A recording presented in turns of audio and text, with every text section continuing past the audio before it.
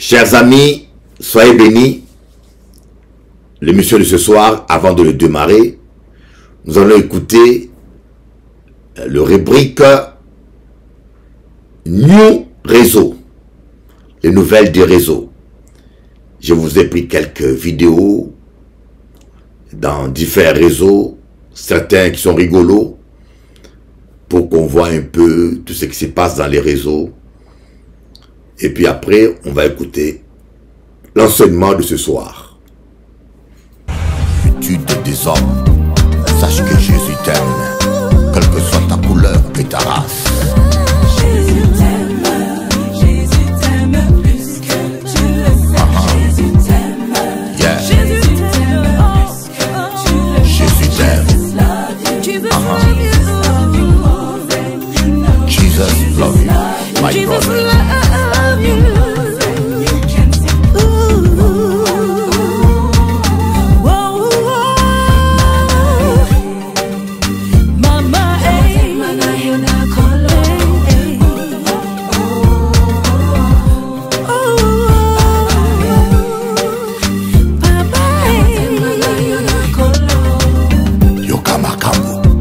Les jaloux sont déjà de loups enragés. Toute arme forgée contre toi, c'est sans effet.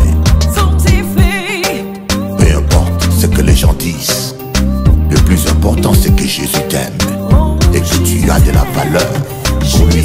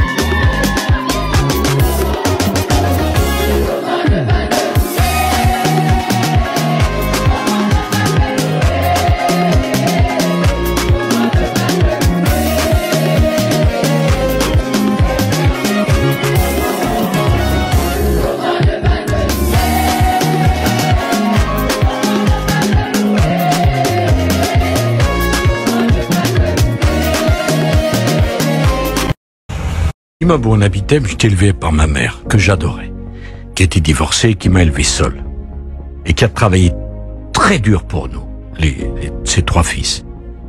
Mais on était tellement peu connus que même dans notre immeuble, on ne nous connaissait pas. Et je me disais, j'avais 13-14 ans, je me disais, mais comment je vais sortir de cette petite vie? Je voulais pas m'ennuyer, j'avais peur de m'ennuyer. Je rêvais d'un destin immense. Et je l'ai payé cher, mais j'y suis arrivé. C'est pas possible d'être moins connu que je l'étais. Le premier meeting auquel je participe, c'était pour Chabandelmas à Boulogne en 1974. Pascal Pro, il me laisse même pas rentrer dans la salle. Et ce soir-là, j'ai serré les poings, je me dis un jour, c'est moi qui serai sur scène. Si moi je l'ai fait, d'autres peuvent le faire. L'envie, c'est la clé. Les gens pensent que ça joue à l'intelligence, au talent. Non, ça se joue à l'envie. J'avais envie de brûler les planches. J'avais envie de faire cela.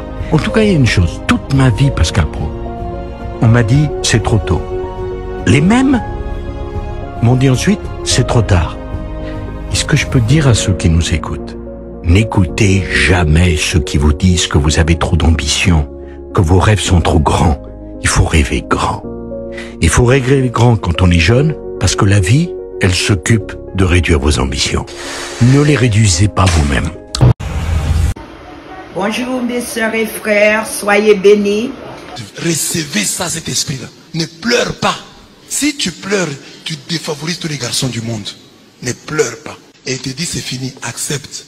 Les garçons, les garçons, c'est moi votre grand frère, votre père qui vous dit ça. Tu es en relation avec une fille. Elle-même commence à dire, entre moi et toi c'est fini, accepte. Un garçon ne supplie pas. Vous avez compris? Recevez ça, cet esprit-là. Ne pleure pas. Si tu pleures, tu défavorises tous les garçons du monde. Bonjour mes sœurs et frères, soyez bénis. Emmanuel Macron, Mbappé, le pape et une écolière de 10 ans avec sa mère sont dans un avion avec un moteur qui prend feu. Il ne reste que 4 parachutes. Macron dit « J'en ai besoin. Je suis l'homme le plus intelligent de France, le pays a besoin de moi. » Il prend un parachute et saute. Mbappé dit « Je suis le meilleur joueur du monde. Le foot a besoin de moi. » Il en prend un et saute. Le pape dit « Les catholiques du monde dépendent de moi. » Il en prend un et saute. Prends le dernier parachute, dit la mère à sa fille de 10 ans. « J'ai vécu ma vie. La tienne ne fait que commencer. » La petite fille répond « T'inquiète, maman. Il reste 2 parachutes. L'homme le plus intelligent de France vient de sauter avec mon cartable. »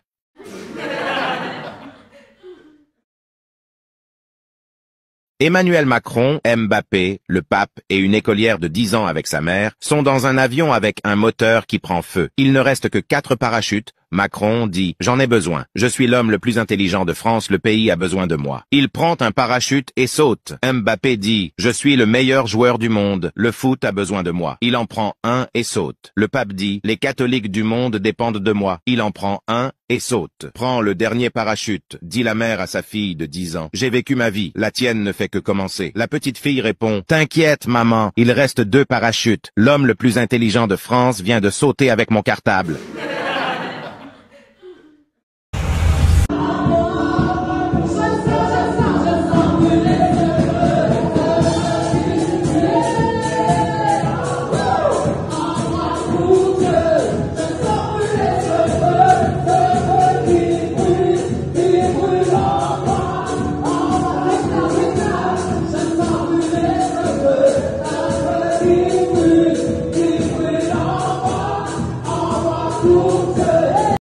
Quand on aime quelqu'un pour son argent, ce n'est pas de l'amour, c'est de la profitation.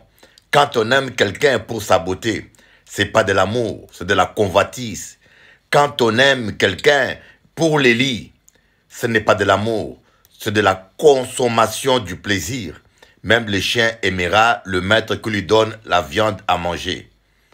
Mais quand on aime quelqu'un sans savoir pourquoi on l'aime, et qu'on cherche simplement son bonheur, et que son bonheur fait ton bonheur, c'est ça l'amour.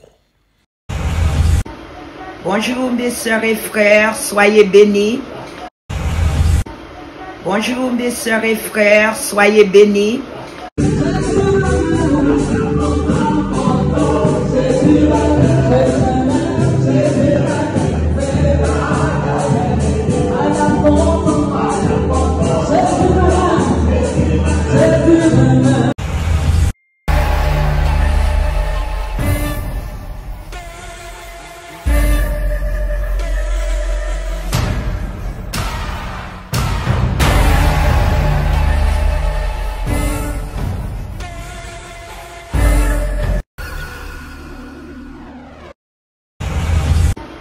Bonjour mes sœurs et frères.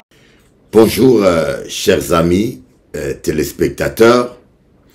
C'est toujours pour moi un grand privilège de pouvoir partager avec vous la parole de Dieu, la parole de vie, cette parole par laquelle toute chose a été créée.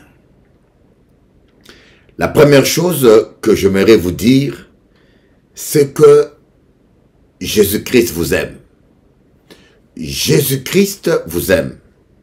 Parce que la Bible dit, car Dieu a tant aimé le monde, qu'il a donné son Fils unique, Jésus-Christ, afin que quiconque croit en lui ne périsse point. Quiconque. La parole de Dieu dit que notre Dieu ne fait acception de personne.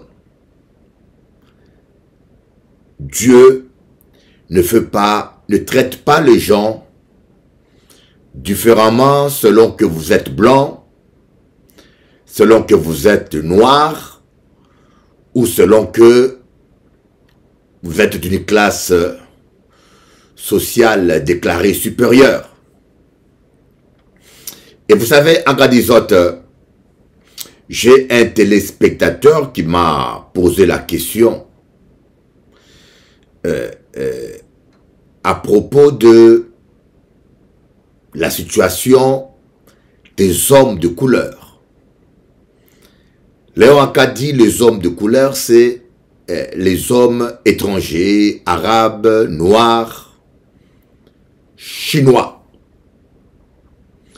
Et pourquoi les Chinois arrivent-ils à entreprendre en France, alors que c'est plus difficile pour d'autres populations, souvent d'origine africaine, noire? L'explication est simple, ce n'est pas que le noir n'est pas très intelligent.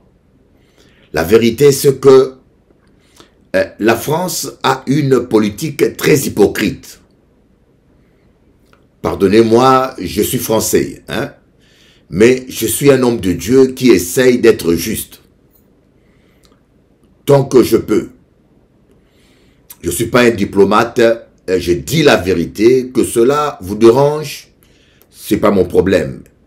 La vérité doit être dite. La France a une politique hypocrite. Dans quel sens? Vous avez droit de travailler en France, quelle que soit votre couleur, et encore. Certaines personnes de couleur ont 2 fois, 3 fois moins de chances de trouver un travail. Et quand nous regardons les populations émigrées, sénégalaises, africaines noires, ont le travail le plus pénible, le travail que les locaux, les Français d'origine, n'acceptent pas ou ne peuvent pas faire, comme vigile, rester debout toute une journée, debout comme un piquet, et surveiller, et ça demande du courage pour affronter les voleurs, et c'est un travail très physique. C'est un travail à 90% occupé par les Africains. Donc pour le travail, on ne vous discrimine pas, on vous discrimine, mais il y a des mesures, il y a des lois qui sont là pour contrôler et pour réprimer la discrimination.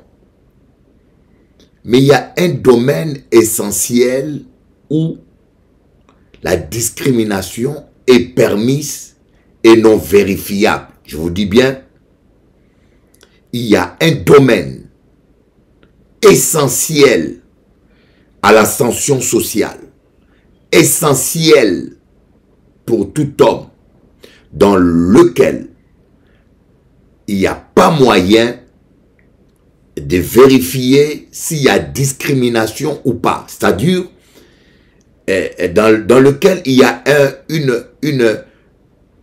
il y a des zones d'ombre où on ne peut pas vérifier s'il y a discrimination ou pas. Aucune mesure.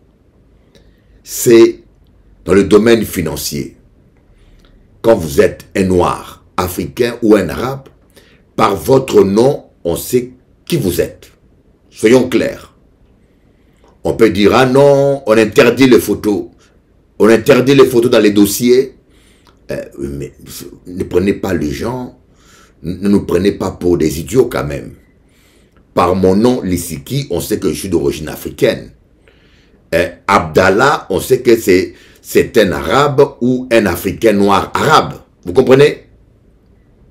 Alors, quand vous faites les demandes de prêt, les banques françaises ont droit de refuser votre demande de prêt sans justification. Ça veut dire, ils peuvent vous refuser le prêt parce que vous êtes noir.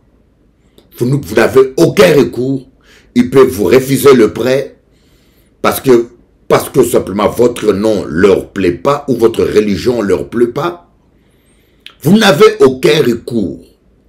Mais ne pensez pas que ces gens qui ont étudié à l'ENA, ces gens qui ont fait des études, ne sont pas conscients de ce qu'ils font. Si vous permettez aux banques, voyez, d'avoir un tel pouvoir de refuser le prêt à un citoyen français ou à tout homme qui vit en France, sans explication, c'est une porte ouverte énorme au racisme, aux discriminations. Or, c'est l'essentiel, le prêt. Toute personne qui a un projet, toute personne qui a une bonne idée, toute personne qui veut s'émanciper, créer une entreprise, créer une affaire, il a besoin de prêt. Donc ici en France, on vous donne, on vous dit qu'il y a liberté, égalité, fraternité, c'est de mensonges. Il y a égalité dans des choses pas importantes, voyez. Égalité pour travailler et encore ça encore. C'est à discuter, mais par contre, il y a des mesures juridiques qui sont prises qui permettent à quelqu'un de discriminer, de porter plainte. Voyez, il y a égalité dans certains domaines et surtout pour payer les impôts, là encore, il y a plus que l'égalité. Mais par contre, dans le domaine essentiel, les populations noires et arabes sont à la merci de n'importe quelle discrimination parce qu'une banque, la banque, peut te refuser. Moi, je vous dis, j'ai demandé un prêt pour l'achat d'une voiture. J'ai un salaire 2 fois plus, 3 fois plus, 4 fois supérieur au traître de la voiture. Ils me l'ont refusé sans aucune explication. J'avais l'argent qu'il fallait, j'avais tout et je n'ai jamais eu aucune explication. Je suis même allé vérifier dans la Banque de France pour voir si j'avais un problème. Il n'y a pas aucun problème. Pour quelle raison ils m'ont refusé? Ils ont droit.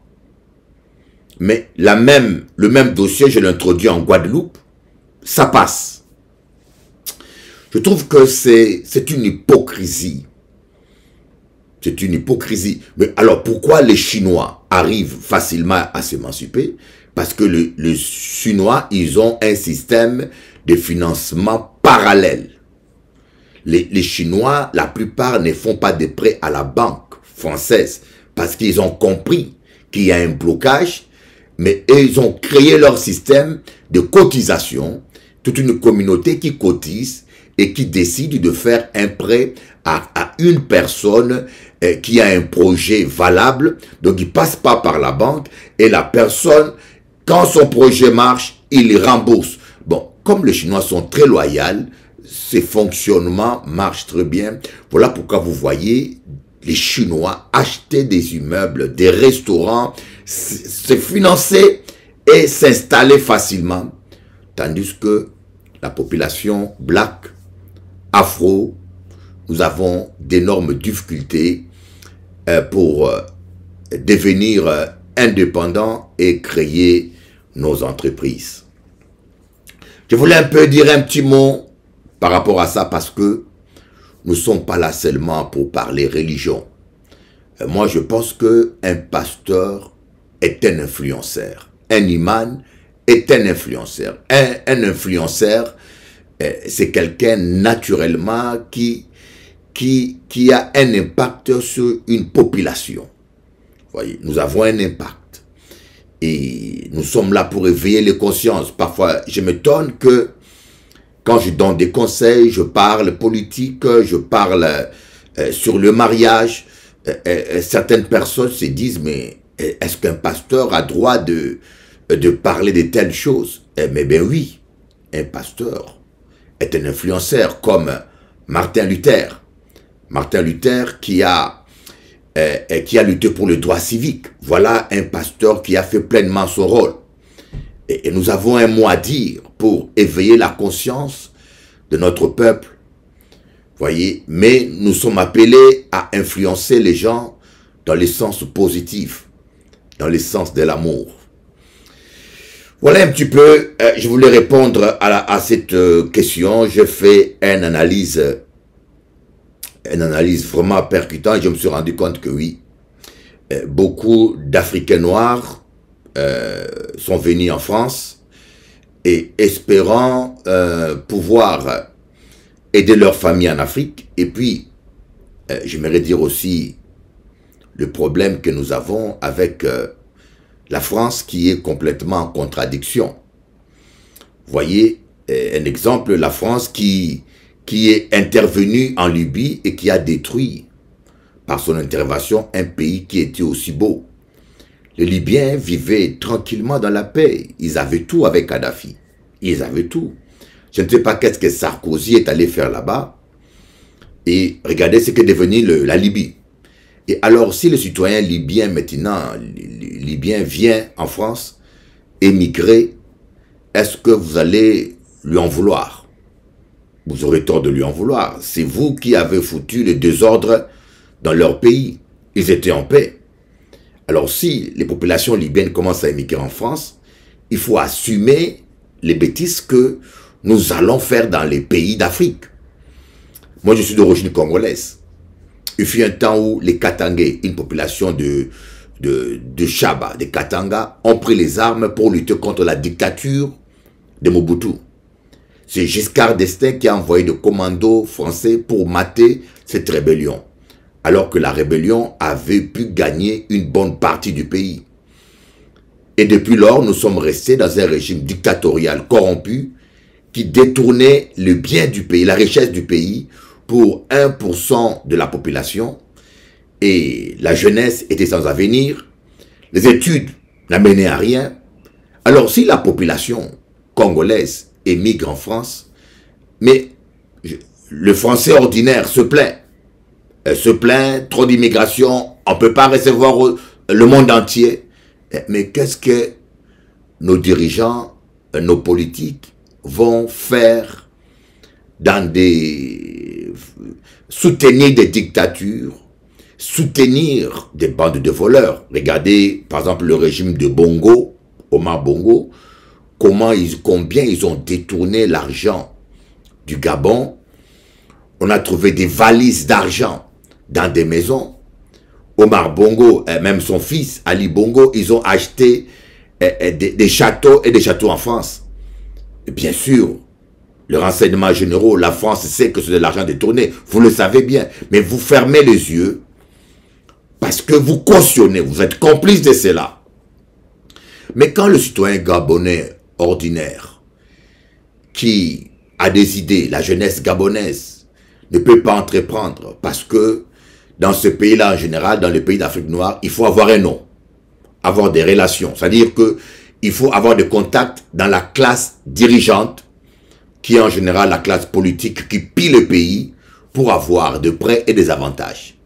Quand le reste de la population, qui est souvent 99%, émigre et viennent souvent demander asile politique en France, le Français ordinaire se plaint parce qu'il ne connaît pas le système. Mais c'est la politique française qui soutient ces dictatures qui pillent le pays. Donc, je pense qu'il est temps que la France change sa politique étrangère et qu'elle soit cohérente. Je pense que le gouvernement italien n'a pas tort. Je vous dis la vérité, et le gouvernement, les Italiens n'ont pas tort. Ils disent que tous ces désordres, c'est dû à la politique française. Ils n'ont pas du tout tort. Ils disent la vérité. Voilà un peu mon analyse de la situation actuelle de la francophonie. Et vous voyez toutes ces populations qui se révoltent, qui se fâchent, mais sauf qu'ils sont trop radicales. Vous voyez, nous ne devons pas fermer la porte totalement à la France. Nous ne devons pas fermer et puis ne rêvez pas, ne pensez pas que les Chinois sont meilleurs. Parce que je peux vous démontrer par A plus B que les Chinois font pire. Ils font pire en Afrique. Ils font pire. Et la Russie, ne rêvez pas qu'il y aura un pays de Père Noël qui viendra vous aider à vous développer. L'Afrique doit prendre son destin en main. L'Afrique doit se développer tout seul.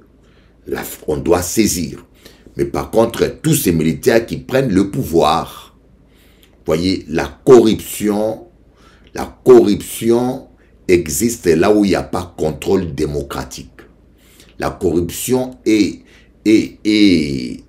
systématique dans tous les pays où il n'y a pas de contrôle démocratique. Poutine, si vous ne le savez pas, c'est un grand voleur. Il a des châteaux qui vaut des milliards. Et Poutine, c'est un grand voleur, un grand meurtrier. Il a tué le général, le chef de Wagner, du groupe Wagner. Il est mort assassiné. Et il n'y a que des naïfs qui puissent croire à la thèse d'un accident. C'est un bandit, un meurtrier. C'est ça la dictature. Et malheureusement, ce qui me choque, c'est ce genre de modèle que certains militaires africains veulent suivre, parce que Poutine ferme les yeux devant tous les détournements des fonds, parce que lui-même, il est dedans. Je voulais seulement vous partager mon opinion à propos de la situation de mon continent, l'Afrique, parce que cela me tient à cœur. Cela me tient à cœur. Maintenant, nous allons entrer dans la parole de Dieu. Nous allons parler de la parole. Prions d'abord. Tendre Père, merci pour ce moment que tu nous donnes de partager la parole. Merci pour ta fidélité. Merci pour ta bonté. Merci, Seigneur Jésus. Puisses-tu nous conduire, que tout ce que nous allons dire soit à ta gloire. Alors, mais avant de continuer toujours, vous savez, je suis sur TikTok. J'ai créé une page qu'on appelle Mariage heureux. Parce que je crois au mariage. Je crois que le Dieu qui a dit qu'il n'est pas bon que l'homme soit seul, il ne s'est pas trompé. J'en suis sûr à 100% qu'il n'est pas bon que l'homme soit seul. Et que le Dieu qui a dit cela ne s'est pas trompé. Alors, j'ai aussi une page Facebook, Mariage heureux, qui a un très très grand impact. Dans 6 mois, dans 20 jours, j'ai gagné 16 000 abonnés. Donc, c'est une page que j'ai démarrée qui est en train de progresser, de croître en abonnés d'une manière énorme. Alors, il y a une dame qui s'appelle Janine et qui habite à Ivry qui m'a posé la question de savoir, elle m'a demandé de parler du mensonge. Les mensonges dans le couple. Parce qu'il constate que le mensonge, son mari ment beaucoup. Son mari ment beaucoup. Alors j'aimerais vous dire une chose. J'aimerais parler aux hommes comme aux femmes. Le mensonge, c'est la pire des choses.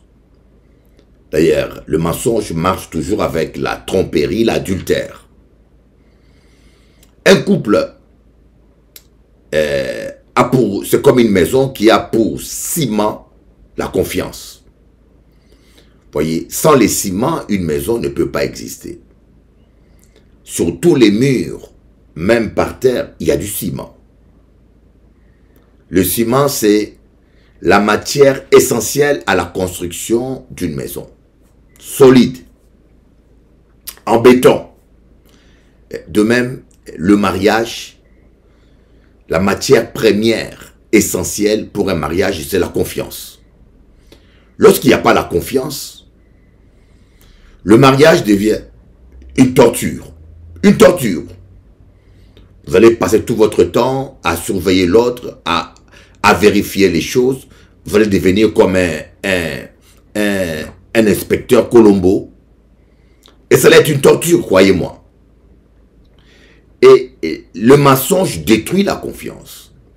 j'aimerais dire à tous les hommes qui se livrent à ces activités, le mensonge peut être bénéfique a priori,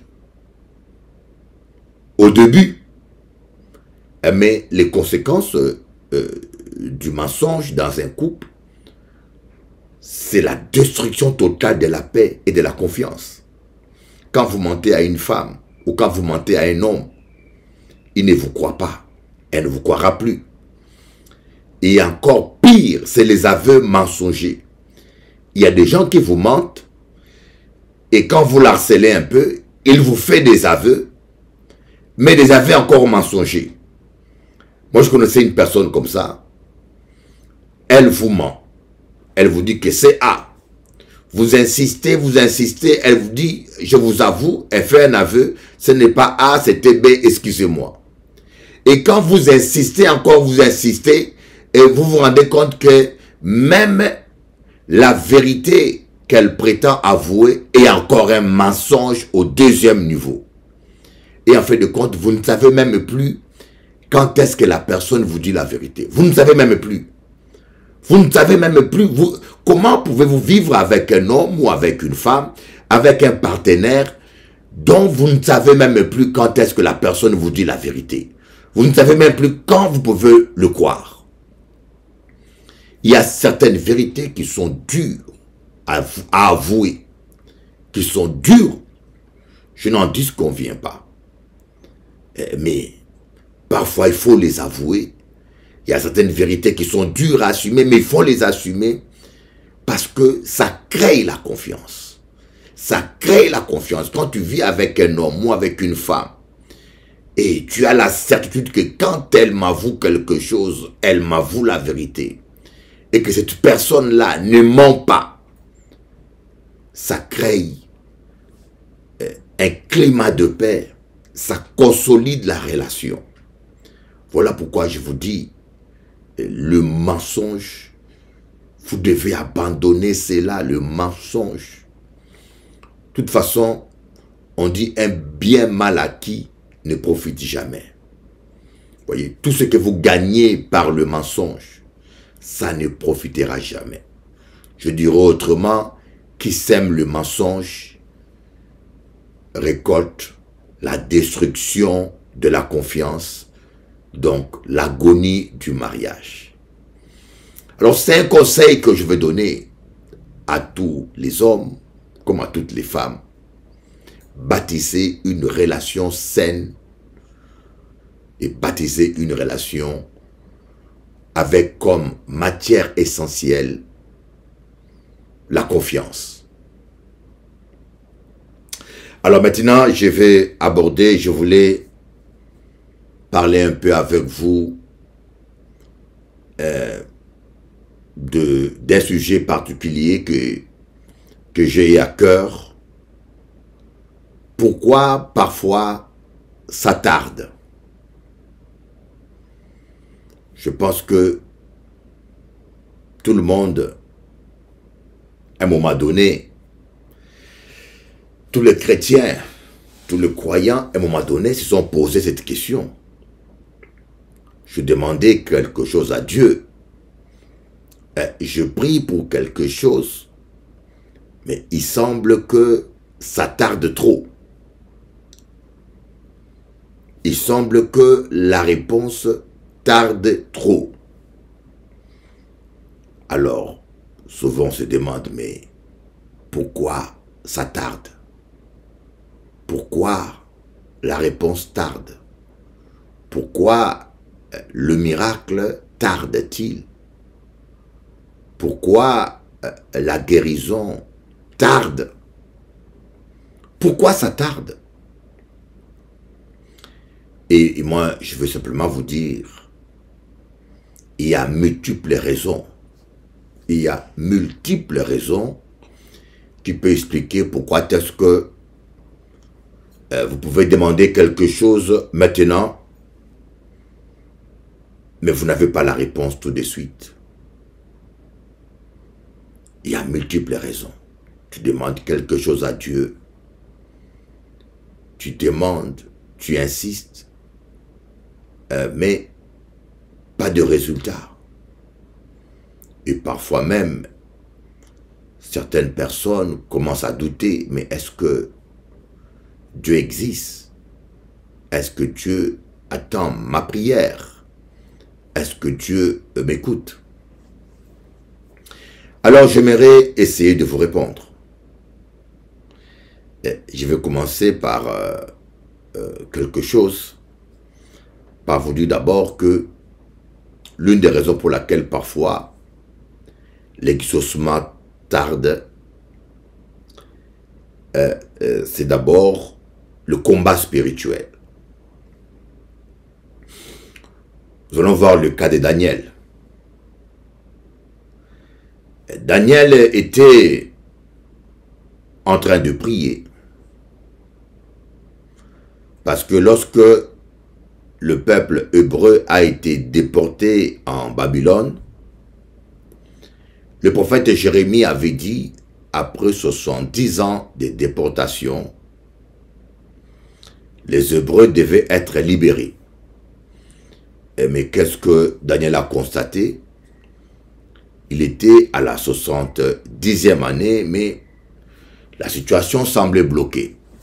C'est comme certains chrétiens. Parfois, vous avez reçu une promesse de Dieu, que vous aurez un enfant, que vous aurez un mariage, que vous serez béni, que vous allez vivre telle chose. Mais parfois, vous constatez que la chose traîne. La chose ne se réalise pas. Voyez, malheureusement, certaines personnes, dans de telles circonstances, ils concluent, on a prié pour moi, ça n'a pas marché. Ça fait 1 an que je vais prier, ça fait 2 mois ou 4 fois qu'on a prié pour moi, ça ne marche pas. Voyez, des gens qui parlent comme ça, des gens qui disent ça ne marche pas, leur langage prouve qu'ils n'avaient pas la foi. Parce que la foi ne croit pas à l'échec. La foi ne dit jamais « ça ne marche pas ».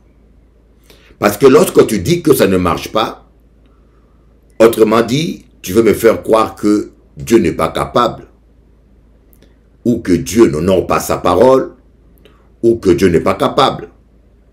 Ou bien tu veux me faire croire que le pasteur ou les gens qui prient pour toi ne sont pas assez puissants.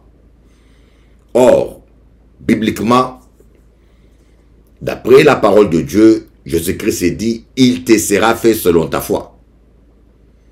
Pas selon la foi du curé ou du prêtre ou la foi du pasteur. C'est dans le monde occulte qu'on donne du pouvoir aux hommes.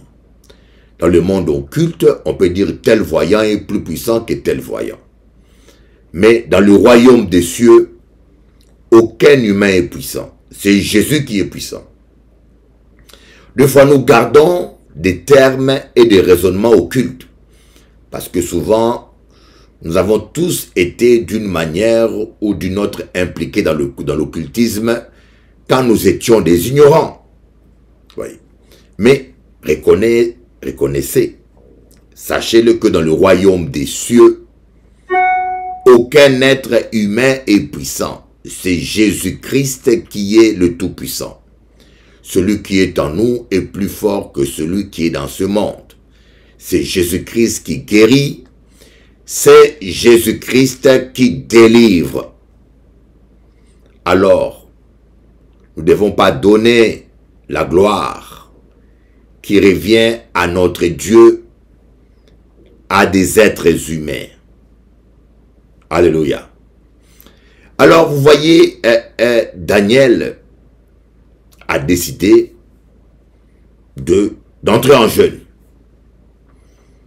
Je tiens à préciser, ce n'est pas un ange qui a demandé à Daniel de jeûner. Ce n'est pas Dieu qui a demandé à Daniel de jeûner. Daniel lui-même a décidé de réagir. Il a dit assez, c'est assez. Daniel a décidé d'entrer en jeûne. Alors, Daniel, en entrant en jeûne, il a commencé à prier, il a commencé à prier.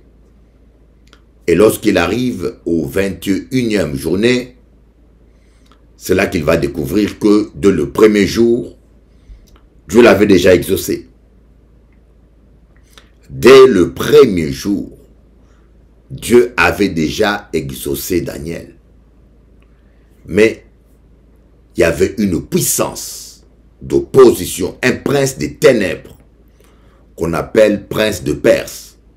Donc le prince de Perse est un démon puissant qui contrôlait toute cette région, qui s'opposait à l'archange Gabriel, qui était le messager que Dieu avait envoyé pour répondre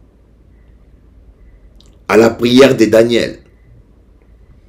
Mais parce que Daniel a jeûné, a prié, Dieu a envoyé l'archange Michel en renfort. Voyez, quand vous ne jeûnez pas, vous ne priez pas, il n'y a pas de renfort. Voilà pourquoi certaines personnes vivent l'échec, ne voient pas la gloire de Dieu, n'expérimentent pas les déblocages. D'autres même meurent sans avoir goûté aux promesses de Dieu. Je vous dis bien, d'autres même meurent sans avoir goûté ou bien même vécu de belles choses que Dieu les avait réservées. Et parce que nous ne nous appuyons pas sur notre Dieu. Nous ne nous appuyons pas sur le Seigneur. Nous ne nous appuyons pas sur Dieu. Bien-aimés, prenez conscience que nous avons un grand Dieu.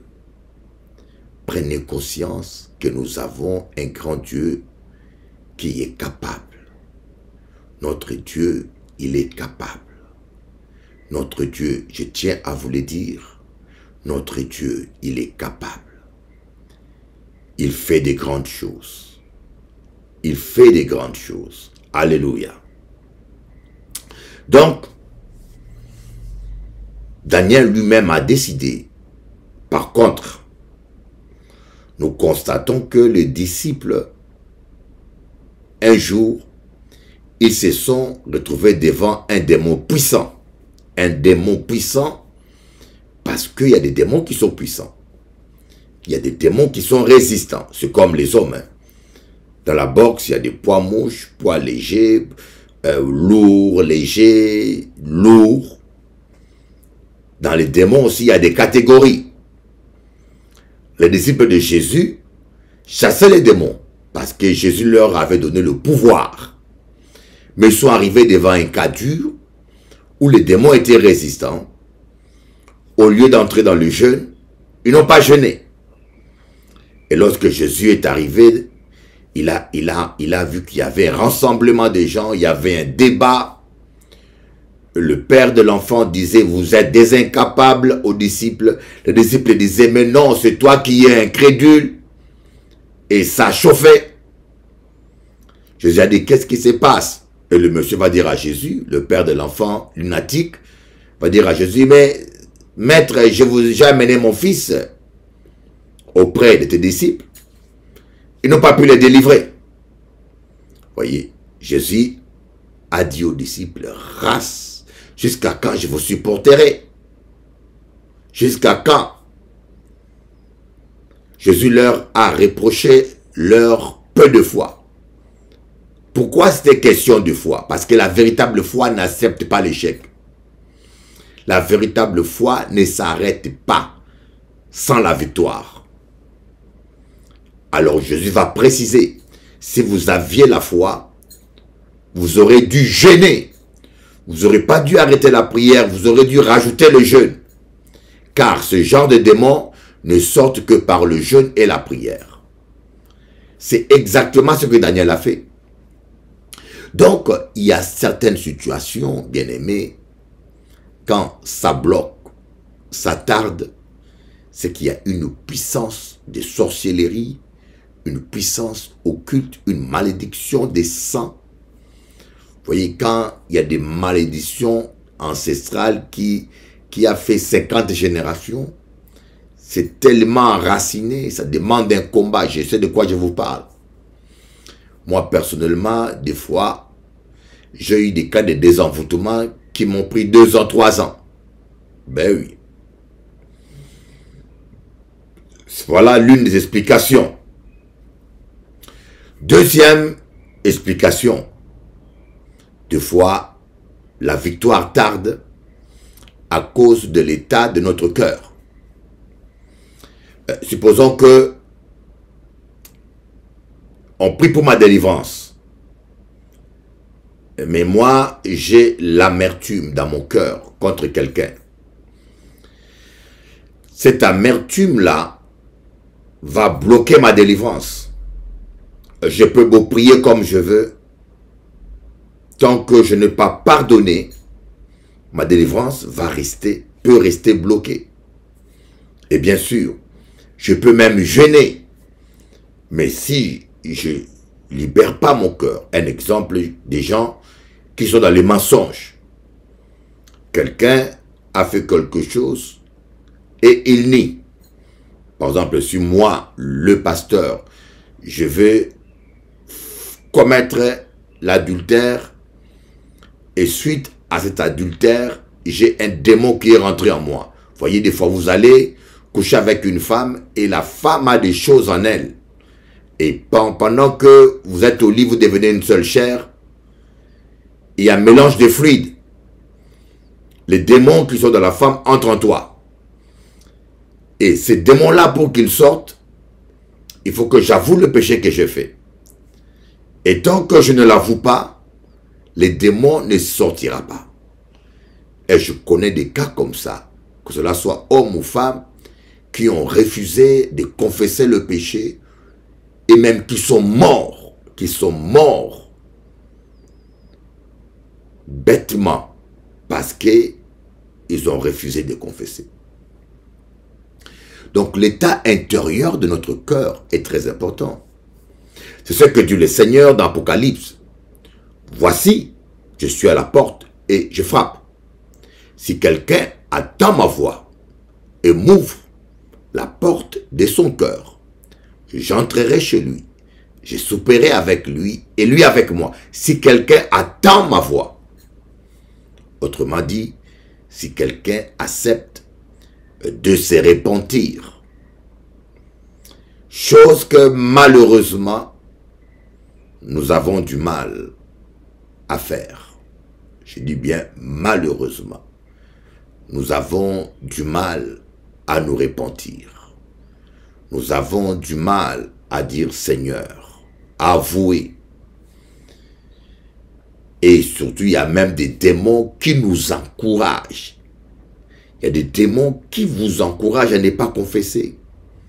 Ils viennent avec de faux raisonnements.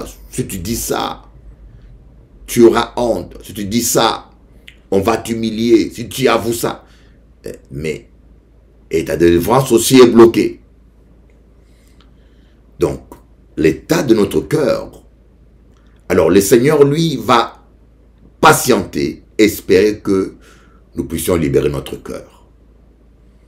Voilà pourquoi c'est important de venir tous les dimanches à l'église. Quand vous venez tous les dimanches à l'église, vous entendez la parole de Dieu. Cette parole va travailler votre cœur. Voilà pourquoi c'est important de persévérer, de ne pas baisser le main, de ne pas vous décourager. Alors, j'aimerais dire maintenant, il y a encore autre chose. Il y a aussi le calendrier de Dieu. Dieu fait chaque chose. Dieu a un plan pour vous. Dieu fait chaque chose en son temps. Voilà pourquoi vous devez avoir une sensibilité prophétique. Voyez. Dieu a dit à Abraham, l'année prochaine, au moment fixé, Sarah, ta femme, aura un enfant. Au moment fixé. Donc, il y avait un moment qui était fixé. Il y a un temps fixé pour ton mariage. Il y a un temps fixé pour ta délivrance. Et parfois, ce n'est pas encore le temps. Vous devez patienter dans la foi.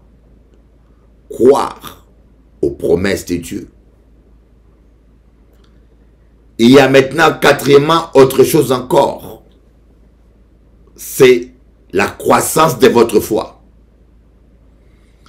Vous pouvez avoir une foi de 5 sur 10, mais pour triompher de l'épreuve que vous traversez, vous devez avoir une foi de 7 sur 10. C'est un exemple que je vous donne. Alors, le Seigneur va attendre que vous nourrissez votre foi, que vous écoutez la parole, que vous écoutez la parole, que vous arrosez votre foi, et quand la foi va grandir, elle sera capable de recevoir le miracle. Il vous donne le miracle. Amen. Cinquièmement, il y a aussi le caractère. C'est ce que dit Salomon. Seigneur, ne me donne pas trop de richesses pour que dans la richesse, je t'oublie. Ne me donne pas la pauvreté pour que dans l'indigence, je ne te maudisse. Donne-moi le pain qui m'est nécessaire. Salomon voulait simplement dire que donne-moi la gloire, le bien matériel que mon caractère peut gérer. Voyez, le fils prodigue n'avait pas le caractère qu'il fallait pour gérer l'héritage. Il n'était pas encore prêt.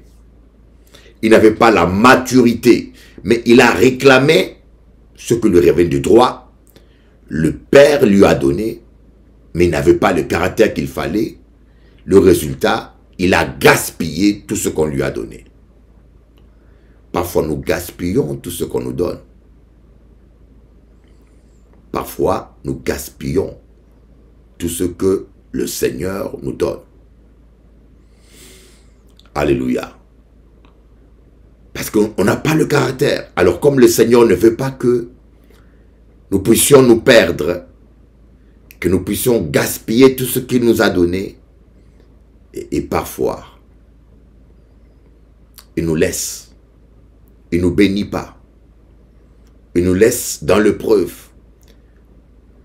Parfois, il sait que nous sommes trop orgueilleux peut-être, que si nous avons tel résultat, nous deviendrons orgueilleux, nous allons chuter. Comme le Seigneur ne veut pas nous perdre, des fois il nous refuse certaines bénédictions, parce que simplement nous ne sommes pas prêts. C'est comme si votre fils, il n'a pas le permis, vous demande une voiture. Vous avez l'argent, vous avez le moyen, mais vous savez que votre fils, avec une voiture à la maison sans le permis, il sera tenté de le conduire. Sûrement, il va le conduire et ça peut lui coûter cher. Et si vous êtes un père sérieux, vous allez refuser de lui donner une voiture tout de suite. Vous allez attendre qu'il mûrisse, qu'il réussisse son permis. Et après, c'est pareil exactement, c'est comme ça que Dieu fait. Des fois, Dieu attend que nous puissions mûrir et grandir pour recevoir certaines bénédictions. Que Dieu vous bénisse. À bientôt.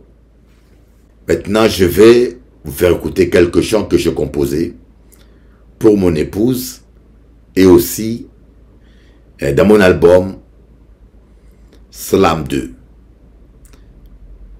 Passez un bon moment. Que Dieu vous bénisse.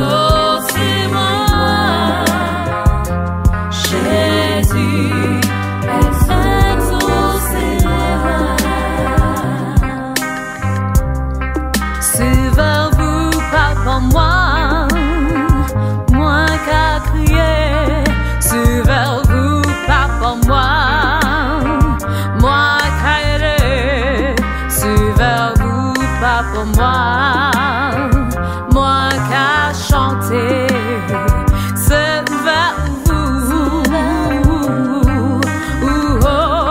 c'est vers vous, pas pour moi, moi qu'à crier, c'est vers vous, pas pour moi, moi qu'à aller, c'est pour vous, pas pour moi, moi qu'à chanter.